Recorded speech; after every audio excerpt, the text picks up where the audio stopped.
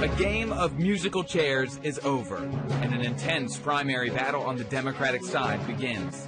Dallas Congresswoman Jasmine Crockett is running statewide. I'm ready to make the case to the people of the great state of Texas. A former congressman drops his Senate bid and runs against an incumbent, shuffled around after state Republicans redrew the districts. We hear from both candidates this morning.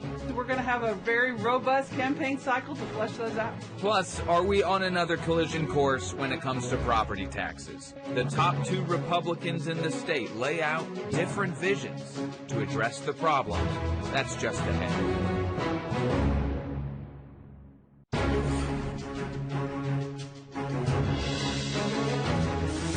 This is Lone Star Politics from NBC5 and the Dallas Morning News. Good Sunday morning. I'm Phil Prazen from NBC5. And I'm Gromer Jeffers, political writer with the Dallas Morning News. The filing deadline for the midterm elections brought surprises, including major shakeups in statewide races, starting with a showdown in the Senate primary for Democrats. Congresswoman Jasmine Crockett is running for U.S. Senate and now faces State Representative James Tallarico in the March primary. She brings name ID and star power to the race, but has to catch up on Tallarico's many months head start building out staff across Texas. Last Monday, she made the announcement. The gloves have been off, and now I'm jumping into the ring. I'm asking for your support to be the next United States Senator from the greatest state of Texas, because I don't ever lose focus of the people and what we deserve. We deserve a government that is by the people and of the people, not one that's bought and paid for, not politicians who are self-serving and line their own pockets. So, Gromer, we saw our first snapshot of the head-to-head matchup from the Texas Southern University poll. It puts Congresswoman Jasmine Crockett with an 8-point lead over Tallarico. What stands out in this poll? That she has strong support with black voters, black women voters, and if she can keep that support, 9 out of every 10 black voters are in her column, that she could hold this lead. For Tallarico, though, he has good support as well with white voters, with Latino voters, and with young voters. And for the good news for him is that he has room to grow. Not as many people know his name, know about him as they do Jasmine Crockett. So it's going to be interesting to see how they approach this campaign in terms of building out. Quickly, what's going to be the deciding factor, you think, between these two? To me, organization and mobilizing their bases. Now, the same day Crockett announced, former Congressman Colin Allred dropped out of the Senate race to run in the newly drawn Congressional District 33. The same district, incumbent Congresswoman Julie Johnson filed to run in. Stay tuned. We'll speak with both the candidates in a few moments. But also this week, senior pastor of Dallas-based Friendship West Baptist Church, Frederick Haynes III, announced a run for Crockett's seat in District 30. He is expected to be the frontrunner in that race. The Crockett shakeup left out Congressman Mark Vesey. He thought about running in District 30, but decided to run for Tarrant County Judge instead in the Democratic primary there. He'll face ongoing Commissioner Elisa Simmons, who is looking to unseat the Republican incumbent Tim O'Hara. Now, all of these moves comes after lawmakers redrew the maps in a mid-decade redistricting. It completely redrew Congressional District 33, where Julie Johnson and Colin Allred will now face off. And what a race we have there. This morning we hear first from Congresswoman Julie Johnson.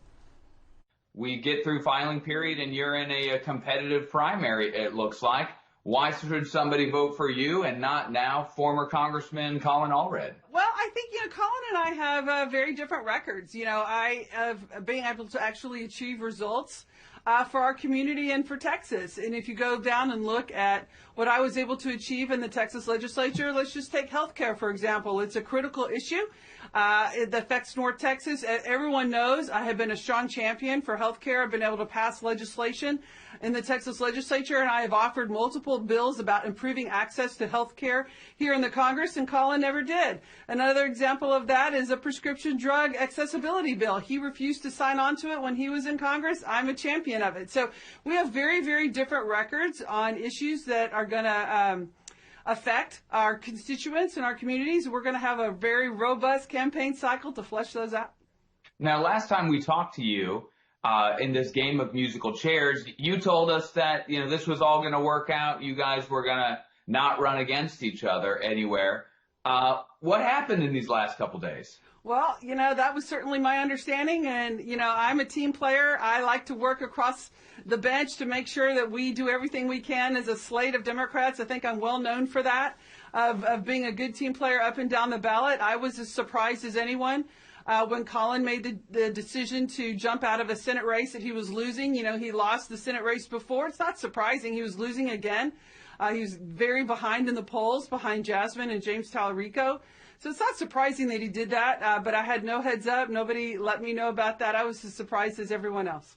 Former Congressman Allred was here. He might say, well, hey, why don't you run in your current District 32? That's been now changed to favor a Republican, but he would say you're the one jumping districts. I'm a sitting incumbent. I'm currently in Washington. I'm an elected member of the United States Congress. But yeah, redistricting is the worst of the worst, right? It tears up the family table. It's hard for everyone. And, what they did to the 32nd Congressional District, they flipped it 46 points or something like that. Mm-hmm. From a D, I won by 24 points. We worked really hard and had a very strong, resounding win, and it's very heavily favored. It's the most extreme gerrymandered district, most partisan of all of them that the Republicans drew. And so, yeah, we all have to make our calculus. And also, very little of the 32nd district remains in Dallas County.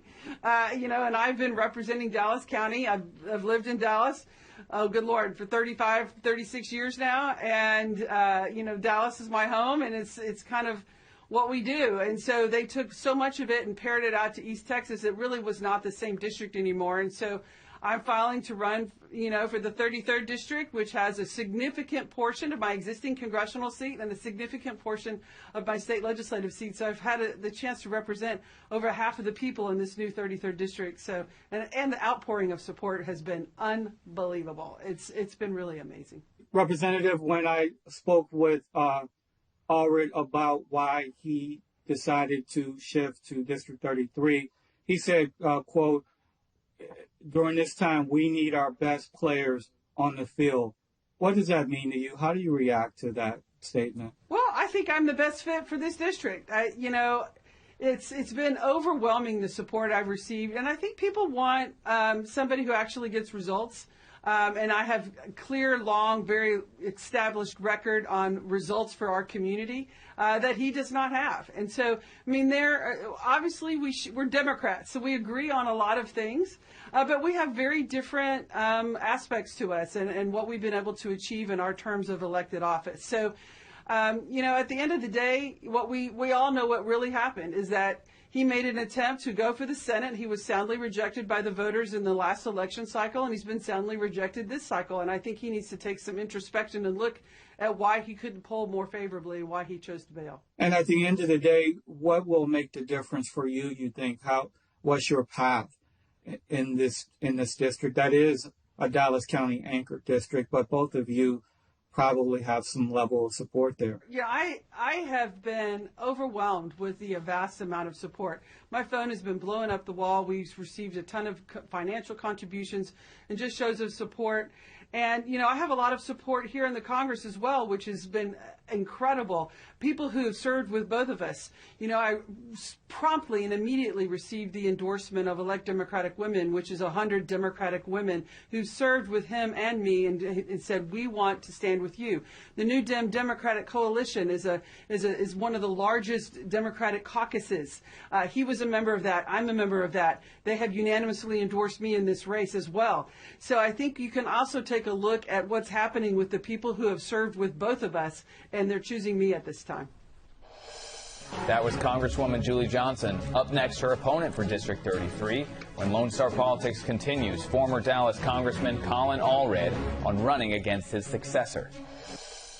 Welcome back. We continue to cover this now competitive race for a Dallas-based congressional district, number 33. We heard from Congresswoman Julie Johnson before. And now we want to hear from former Congressman Colin Allred. He ran for Senate in 2024 against Senator Ted Cruz, but this week he ended his second bid for the Senate to run in the Dallas seat.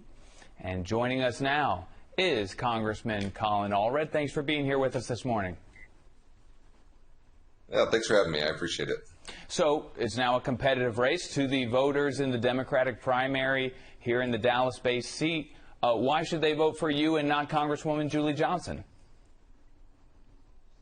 Yeah, well, thanks for having me on. And, listen, I know Dallas, and I think Dallas knows me.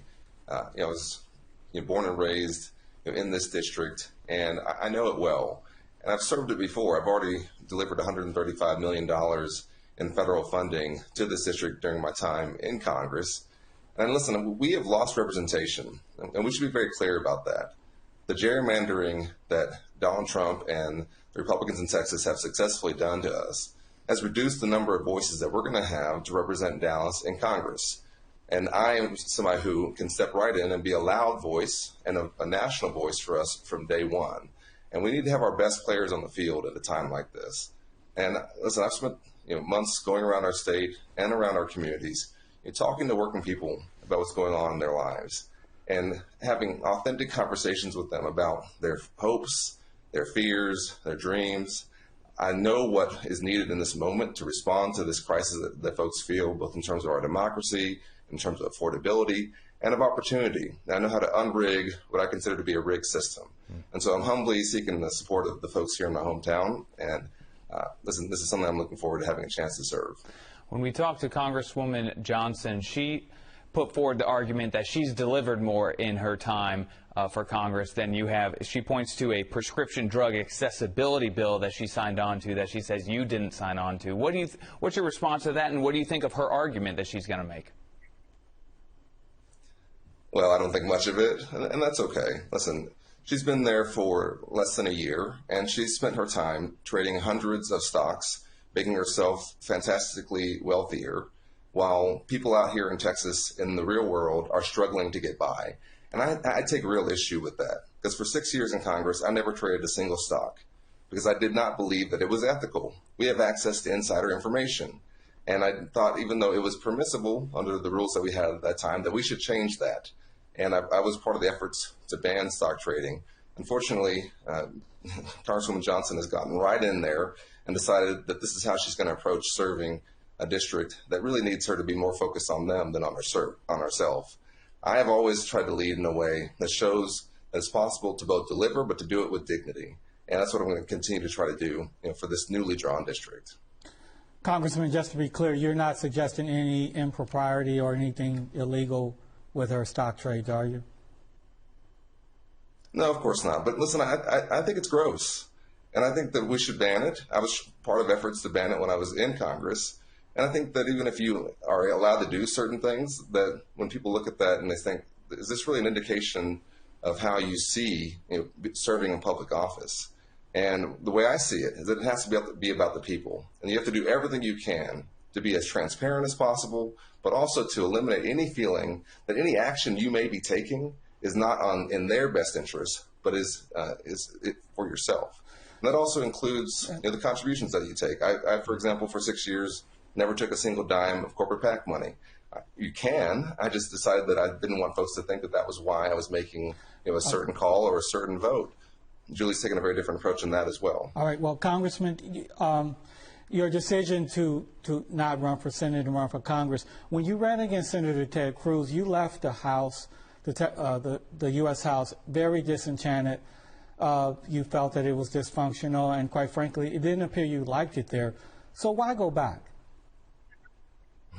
I do think it's dysfunctional, and I think we have to fix it. And I've spent a lot of time, Gromer, in talking to ordinary folks and hearing from them, about how concerned they are. And in no election that I've ever been involved in have I ever felt the level of emotion that I feel in this one. People have, with just amazing frequency, broken down, crying when they're talking to me and telling me their stories about what they're going through right now.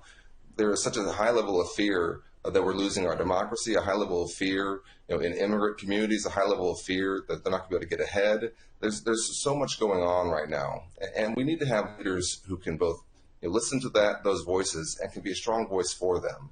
This is a majority-minority district, a district that's going to need a strong voice from day one to represent it. It is a newly drawn district. It does not overlap significantly with any of the previous ones. It's a combination of all of them. We've lost representation in Congress, so we need to have our best players on the field going forward, and that's what I think I can do. And I think I can also go in there and tell some hard truths to the Democratic Party and make sure that we clean up our house, because I have some issues with what I've been seeing that they've been doing from a distance. And when you have that level of distance, I think you can sometimes see it a little bit more clearly. Yeah, in the time we have left, did you talk at all and consult with Jasmine Crockett about your decision to not run for Senate? Take us through that process. And would you have stayed in the race had she not gotten in? Yeah, so Jasmine's a friend of mine. I've known her since before we were both in elected office. We came across each other when I was doing my voting rights work. And obviously we served Dallas together when I was in Congress. And so when it became clear to me that she was actually going to do this, I didn't tell her what I was going to do, but I did say that I was going to try and do what I thought would be in the best interest of the state. And to me, we don't have the luxury as Texas Democrats of having long, drawn-out primaries and then runoffs and still think that we're going to be successful in November, when the Republicans, in some cases, can have that luxury because they have the infrastructure and, in many cases, the incumbency that allows them to go through that. But to me, the best way I could serve our state would be to say, well, maybe there's another way that I can step forward and be an important voice for us, and also give whoever the nominee is for the United States Senate a better chance in November. And I certainly would have stayed in the race had she not gotten in. Her entry certainly scrambled that. And I thought, and I still think, that it would have been a strong candidate in November to make sure that we have a candidate who can bring everyone together. Got it. Congressman Allred, thanks for being here with us this morning. All right. Appreciate y'all. The March 3rd Texas primary is less than 3 months away, Gromer, believe it or not. That's just around the corner. Wow. If you haven't registered to vote, that deadline is February 2nd. We'll stay on top of the key races each Sunday here on Lone Star Politics. You can also track developments online at nbcdfw.com and dallasnews.com. Up next, the state's top leaders are clashing over property tax relief. We'll take a look at two very different proposals, both aimed at helping Lone Star State homeowners.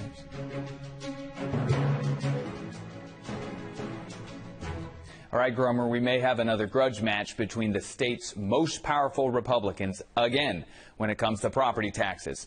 Governor Greg Abbott wants to add strict caps on local governments raising property taxes, and he wants to use state money to buy down or compress local school property taxes altogether. He plans to use the budget surplus he has to do that, to totally eliminate local school property taxes. Now, I asked him about it in our interview recently. You mentioned where the state budget is. Our state budget is the strongest state budget in the United States of America. We have the largest budget surplus. Our budget surplus far exceeds what it would cost for the state to eliminate the property tax, the school district property tax on homesteads, and we have the largest budget in reserve. We have like $27 billion in our rainy day fund, so that if there is an economic downturn, we already have the savings account that's going to help us weather that storm. Meanwhile, the president of the Texas Senate, Lieutenant Governor Dan Patrick, has a different plan. He wants to raise the homestead exemption another $40,000 to $180,000, and then he plans to freeze the appraisal rates for people 55 years and older. Right now, that only happens when you're a senior, 65 years. Your home appraisal gets locked in. He's calling it Operation Double Nickel, and said Texas doesn't have the money to buy down property taxes like Abbott plans called for. I want to address one thing I read on social media a lot, and I hear a lot. And it's just not accurate to say that we can abolish all property taxes and it's only going to cost 1 or 2 cents on the sales tax. I'm a math guy. I'm a data-driven guy. I've been working on these numbers for a long time. And as Paul Betancourt says, wait, there's more. Yeah, there's more to that story when people say we're going to eliminate all property taxes. Well, where will the money come to fund any kind of government except sales tax? So how much would it cost to get rid of all school property taxes? We would have to increase the sales tax 14 to 15 cents on everything you buy. And the thing is, Grover, these are the two most powerful politicians in the state on the Republican side. They're both on the ballot this election. What are you going to be watching as this beginning of a fight may turn into a brawl again? The answer to his question, how do you pay for any elimination or reduction in property taxes for schools? That's one thing. What's the real answer? We saw them feud over this in 2023 over how to deliver property tax relief. So this is not new. We'll see how it plays out. Multiple special sessions. That was quite a year. Yeah, exactly. That's all the time we have. Thanks for joining us. And we'll see you back here next Sunday for more Lone Star Politics.